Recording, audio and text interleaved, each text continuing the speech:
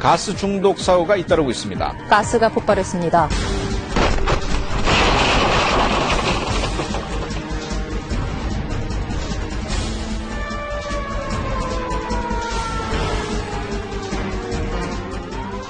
매년 거듭되는 가스 사고. 한순간 모든 것을 잿더미로 만들어버리는 엄청난 위력의 가스. 남의 일이라고 방심하는 사이 내게도 발생할 수 있습니다. 여러분은 지금 안전하게 사용하고 계십니까?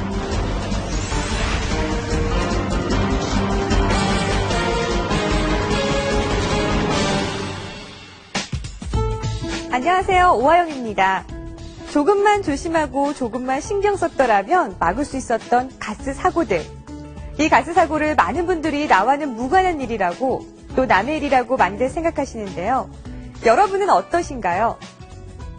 혹시 나는 괜찮다고 생각하고 계신가요?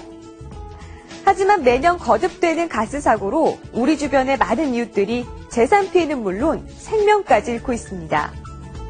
우리 생활에 꼭 필요한 가스. 그리고 제대로만 사용한다면 더없이 편리하고 안전한 가스.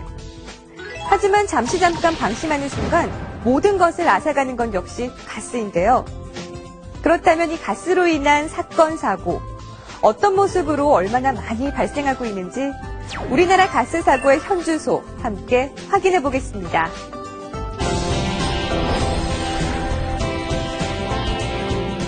대구 시내 주택가에서 가스가 폭발했습니다. 도심 주택가에서 가스 폭발로 추정되는 사고가 났습니다. 최근 5년간 우리나라에서 발생한 가스 사고는 총 651건, 사망자 수만도 77명, 부상자는 929명. 우리는 이 부분에 주목해야 합니다. 대부분 시민들의 안전 불감증으로 발생한 이들 가스 사고에는 세 가지 대표적인 유형이 있습니다. 먼저 이사철 마금 조치 미비로 인한 사고, 그리고 휴대용 가스레인지로 인한 사고, 마지막으로 가스 보일러로 인한 일산화탄소 중독 사고가 바로 그것입니다. 그렇다면 이런 가스 사고의 원인은 어떤 것들이 있을까요? 일반적으로 가스 사고는 사용자 부주의에서부터 고의 사고에 이르기까지 그 원인이 매우 다양한데, 그 가운데 가장 큰 원인은 바로 사용자의 최급 부주의로 인한 가스 사고. 또한 사고가 가장 많이 발생하는 장소는 주택과 식품 접객업소 순으로 나타났습니다. 이렇게 가스 사고는 우리 실생활과 가장 밀접한 장소에서 일어나기 때문에 무엇보다 각별한 안전의식이 필요합니다. 단 한 건의 가스 사고도 방심할 수 없는 데는 이유가 있죠. 바로 가스 사고의 엄청난 폭발성과 위험성 때문입니다. 또 가스 사고의 대부분이 주택에서 발생한다는 사실도 확인할 수 있었는데요.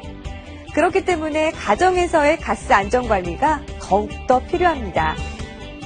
그럼 여기서 잠시 가스와 관련된 기초상식 몇 가지 알아볼까요? 먼저 우리가 연료로 사용하는 가스로는 LPG와 LNG가 있습니다.